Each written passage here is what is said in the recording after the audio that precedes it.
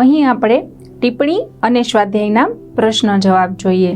ટિપ્પણીમાં જે અઘરા શબ્દો હોય છે એ આપણે સમજાવવામાં આવ્યા હોય છે, જે આપણે યાદ રાખવાના હોય છે, અને આના દ્વારા આપણે નવા શબ્દો પણ જાણવા મળે છે. પહેલું છે દક્ષિણ પાદમ, એટલે કે જમણો પગ. આ દરેક શબ્દોના અર્થ આપણે યાદ રાખવાના છે. પુરઃ એટલે કે આગળ, અને પૃષ્ઠમ એટલે પાછળ. આ બંને એકબીજાના વિરુદ્ધાર્થી પણ થાય છે. પુરઃ એટલે આગળ, પૃષ્ઠમ એટલે કે પાછળ. કુર એટલે કે કરો, કુર એટલે કે કરો. મંદમ એટલે ધીમે ધીમે. આપણે જોયું આ દરેક શબ્દો છે એ આપણા કાવ્યમાં આવ્યા હતા. હવે આ દરેક શબ્દોનું ગુજરાતી આપણે જોઈએ. ભ્રામય એટલે ફેરવો. ભ્રામયનો અર્થ થશે ફેરવો. વામમ એટલે કે ડાબો. દક્ષિણ એટલે આપણે જોયું જમણો, તો વામમ એટલે ડાબો. તો એ બંને પણ એકબીજાના વિરુદ્ધાર્થી શબ્દ થાય છે. હસ્તમ એટલે કે હાથ. સર્વાંગ એટલે બધા જ અંગો. અને ત્યાર પછી ખેલામહ એટલે રમીએ છીએ. મિલિત્વા એટલે કે મળીને. ખાદામહ એટલે ખાઈએ છીએ. ખેલામહ એટલે રમીએ છીએ. ખાદામહ એટલે ખાઈએ છીએ. ત્યાર પછી સ્વાધ્યાયના પ્રશ્નની સૂચના જુઓ.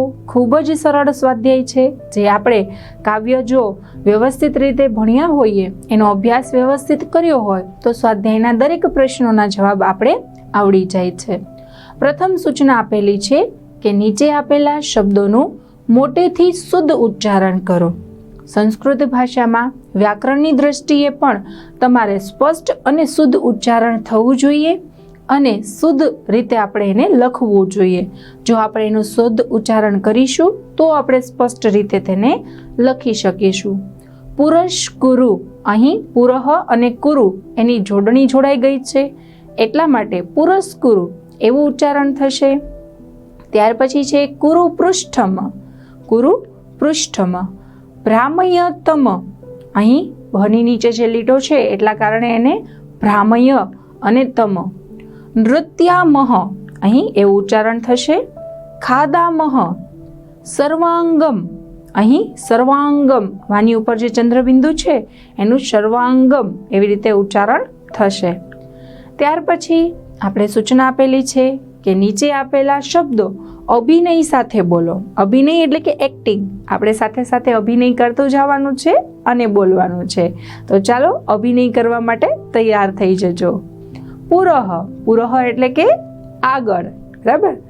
ગાયામહ એટલે કે ગાઈએ છીએ. જ્યારે આપણે ગીત ગાતા હોઈએ ત્યારે હાથમાં માઇક હોય અને કેટલા સુંદર રીતે આપણે ગીત ગાતા હોઈએ છીએ, તો ગાયામહ. પૃષ્ઠમ, પૃષ્ઠમ એટલે કે પાછળની તરફ. નૃત્યામહ એટલે કે નાચીએ છીએ, ડાન્સ કરીએ છીએ, એને સંસ્કૃતમાં કહેવાશે નૃત્યામહ. ત્યાર પછી છે ખેલામહ. ખેલામહ એટલે રમત રમીએ છીએ, આનો પણ અભિનય કરવાનો છે. ગોલાકારમ એટલે કે ગોળ ગોળ. ગોલાકારમ એટલે ગોળ ગોળ. ખાદામહ એટલે ખાઈએ છીએ. જ્યારે આપણે ખાતા હોઈએ તેને સંસ્કૃતમાં કહેવાય ખાદામી અથવા ખાદામહ. વામ પાદમ. વામ એટલે કે ડાબો, પાદમ એટલે કે પગ. દક્ષિણ હસ્તમ એટલે કે જમણો હાથ. દક્ષિણ એટલે જમણો અને હસ્તમ એટલે હાથ. આ રીતે અભિનય સાથે શબ્દો બોલવાના છે. હવે સૂચના આપેલી છે કે નીચે આપેલા શબ્દો સુંદર અક્ષરે જોડણી સુધી સાથે લખો. અહીં જે શબ્દો આપેલા છે એની જોડણીની ભાષાકીય કોઈ પણ પ્રકારની ભૂલ ન થાય એ આપણે જોવાનું છે. જ્યાં રસ્વઈ હોય ત્યાં રસ્વઈ કરવાનું છે, જ્યાં દીર્ઘઈ હોય ત્યાં દીર્ઘઈ, જ્યાં હલંતમાં હોય ત્યાં હલંતમાં કરવાનો છે, બરાબર. આ રીતે આપણે આ શબ્દો લખવાના છે. દક્ષિણ પાદમ, અહીં આપણે જોઈ શકીએ જે ક્ષી છે એમાં રસ્વઈ છે અને છેલ્લે મ છે એ ખોડો છે. તો આપણે લખતી વખતે આ બાબત ઉપર ખાસ ધ્યાન આપવાનું છે. ભ્રામયતમ, ભ છે એની નીચે આપણે નાનકડો લીટો કરવાનો છે. તમમાં મ ખોડો છે. પૃષ્ઠમ, આ પૂ નથી પણ પૃ છે એટલે પૃષ્ઠમ. આ રીતે આપણે એને શુદ્ધ રીતે બોલીશું અને સ્પષ્ટ રીતે લખીશું. ત્યાર પછી ગોલાકારમ, તો આ રીતે લખાશે. પુરસ્કુરુ, આ રીતે લખવાનું છે. તમારે પણ સાથે સાથે લખતું જવાનું છે. મિલિત્વા એટલે મિલિત્વા. આ શબ્દો આપણે આપેલા જ છે, માત્ર આપણે જોઈ જોઈને લખવાના છે. પરંતુ અમુક જે બાબતો છે એ ધ્યાન રાખવાની છે. જેમ કે રસ્વઈ હોય ત્યાં રસ્વઈ, દીર્ઘઈ હોય ત્યાં દીર્ઘઈ, જ્યાં ખોડું હોય ત્યાં ખોડો શબ્દ કરવાનો છે. ત્યાર પછી કહ્યું છે નીચેના શબ્દો વાંચો અને લખો. વાંચવાનું શા માટે? કારણ કે આપણે સ્પષ્ટ રીતે બોલીશું તો જ આપણે સાચું લખી શકીશું. આ વિરુદ્ધાર્થી શબ્દ છે. જુઓ, દક્ષિણ તો એનો વિરુદ્ધાર્થી શબ્દ થશે વામ. મંદમ તો એનો વિરુદ્ધાર્થી શબ્દ થશે શીઘ્રમ. મંદમ એટલે ધીમે ધીમે, શીઘ્રમ એટલે ઝડપથી. પુરઃ એટલે આગળ, પૃષ્ઠમ એટલે કે પાછળ. આ રીતે એ શબ્દો આપણે લખવાના છે. નીચેના શબ્દો વાંચો અને લખો. આ પણ આપણે વાંચતા જવાના છે અને લખતા જવાના છે. મંદમ મંદમ, અહીં જુઓ શબ્દ એક જ છે મંદમ, પરંતુ પહેલાં જે મંદમ લખાણું તો એની ઉપર દની ઉપર અનુસ્વાર છે. જ્યારે બીજું મંદમ લખાણું ત્યારે દ મ છે એ ખોળો આવે છે. એનું કારણ છે કે શબ્દની અંતે હંમેશા મ ખોળો આવે છે અને ક્યારેય વ્યંજન અને મ ખોળો છે એ સાથે આવી શકતા નથી. શીઘ્રમ શીઘ્રમ, પહેલું શીઘ્રમ છે એની ઉપર અનુસ્વાર છે, બીજા શીઘ્રમમાં મ ખોળો છે કારણ કે એ શબ્દના અંતે છે. શનિ શનિ, શનિ શનિ એટલે પણ ધીમે ધીમે. ઘૃષ્ટમ ઘૃષ્ટમ, અહીં એને પણ આપણે આ રીતે જ લખવાનું છે, ઘૃષ્ટમ ઘૃષ્ટમ.